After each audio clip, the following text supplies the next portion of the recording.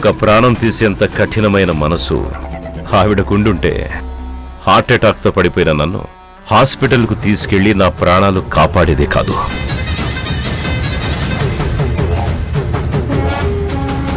ఈ రాణమ్మ గురించి నాకు బాగా తెలుసు. ఆవిడ హత్య చేయలేదని నిరూపించడానికి కావలసిన ఆధారాలన్నీ నా దగ్గరున్నాయి. సరే, ఉంటే చూపించండి. తప్పకుండా చూపిస్తాను. కానీ ఆ ఆధారాలు చూపించే ముందు నేను ఈ రాణమ్మతో 5 నిమిషాలు మాట్లాడాలి. చూడండి, మిమ్మల్ని చూస్తే పెద్ద మనిషిలా ఉన్నారు, పైగా ఆధారాలున్నాయంటున్నారు. ఒక నిర్దోషిని శిక్షించటం మాకు సరదా కాదు. సరే, మీరిద్దరు ఏం మాట్లాడుకుంటారో మాట్లాడుకోండి. చూడరానమ్మా, నువ్వు హత్య చేయలేదు అన్నది నిజం. అది నిరూపించడానికి కావలసిన అన్ని సాక్ష్యాధారాలు నా దగ్గరున్నాయి. అవి గనక చూపించానంటే నీ మీద కేసుండదు, నువ్విప్పుడే ఇంటికెళ్ళిపోవచ్చు. కానీ అది నేను నిరూపించాలి అంటే నువ్వు నాకు పనిచేసి పెట్టాలి. చేస్తావా? ఏంటి సార్ అది?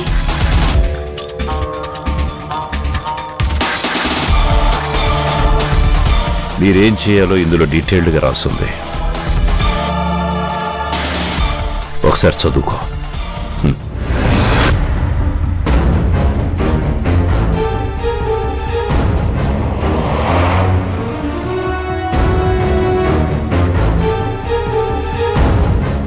తీసుకో.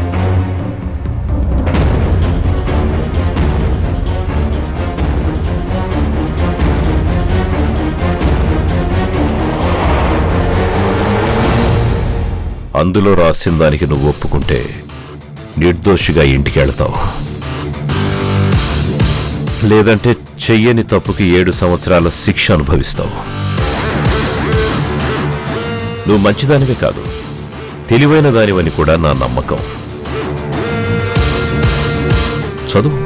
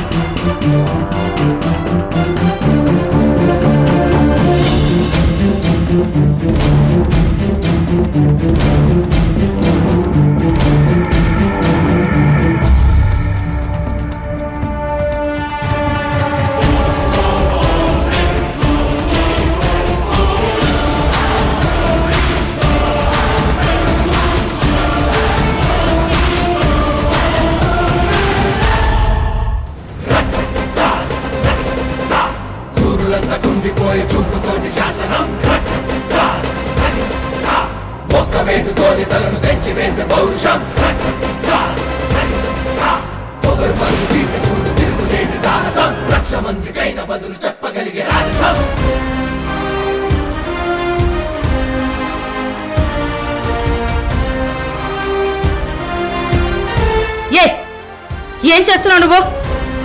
చూడండి ఇన్స్పెక్టర్ గారు, నేను ఆటో డ్రైవర్ని, కానీ అమాయకురాల్ని మాత్రం కాదు. మీరాడిన ఈ నాటకానికి అసలు సూత్రధారి ఈ ధర్మతేజ్ గారనే విషయం ఇప్పుడు నాకు బాగా అర్థమైంది.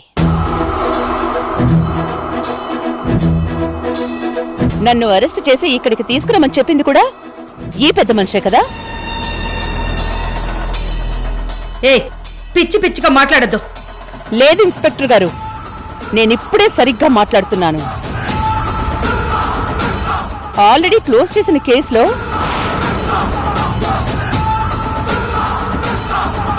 మీరు నన్ను అరెస్ట్ చేయడానికి వచ్చినప్పుడే నేను మిమ్మల్ని ఆటో స్టాండ్ దగ్గర ఆపుండేదాన్ని.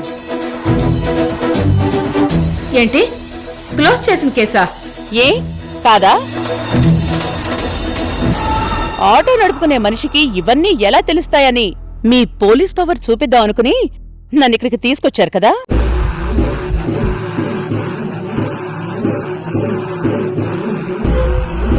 ఇది మీకు పుట్టిన బుద్ధి కాదని నాకు తెలుసు. మీ వెనకాల ఎవరో ఉన్నారని కూడా తెలుసు. అందుకే ఆ వెనకాలున్న పెద్ద మనిషి ఎవరో బయటికి రావడం కోసమే మీతో పాటు ఇక్కడి దాకా వచ్చాను.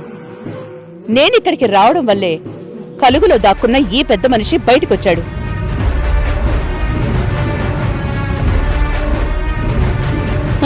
ఒక వయసు మళ్లిన లేడీ సర్వర్ మీద చెయ్యి చేసుకున్నందుకు నేనా అమ్మాయిని కొట్టిన మాట నిజం. కాని నేను కొట్టడం వల్లే ఆ అమ్మాయి చనిపోయిందనేది అబద్ధం.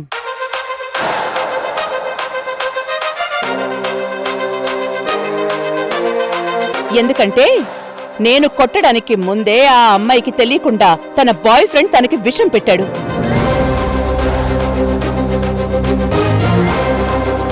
అది కోర్టులో ప్రూవ్ చేసి అతనికి శిక్ష పడేలా చేసి ఆ కేసు వాళ్ళు క్లోజ్ చేశారు. సిఐ ఇంద్రజిత్ గారు. మర్చిపోయారా?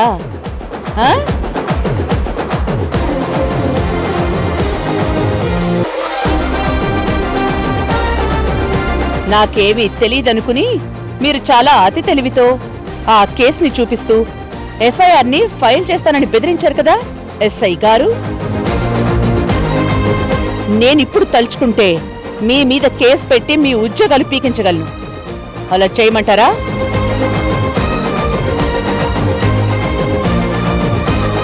మీరు నేను వేసుకునేది కాకి డ్రెస్సే. మనం ప్రజలకి సేవ చేయాలే తప్ప ప్రజల్ని మోసం చేయకూడదు. ఇకనైనా ఇలాంటి వాళ్ళకి ఊడిగం చేయడం మానుకోండి. ధర్మతేజ్ గారు, భగవంతుడు మీ పోయే ప్రాణాన్ని నిలబెట్టాడంటే మీ అవసరం ఈ ప్రపంచానికి ఉంది అనే ఉద్దేశంతో మీకు చేతనైతే నలుగురికి మంచి చెయ్యండి.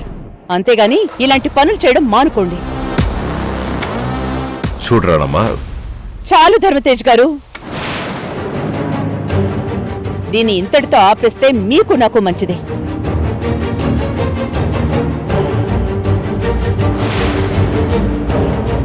చూడండి, 2 కోట్ల కారు 2 లక్షల ఆటోని గుద్దితే అది పెద్ద విషయం కాదు. దానికి జరిగే నష్టం కూడా పెద్దగా ఏమీ ఉండదు. కానీ అదే ఆటో మీ ఖరీదైన కారుని గుద్దితే చాలా పెద్ద విషయం అవుతుంది. అదే జరిగితే పోయేది మీ కారే కాదు, మీ పరువు కూడా. అది గుర్తుంచుకోండి.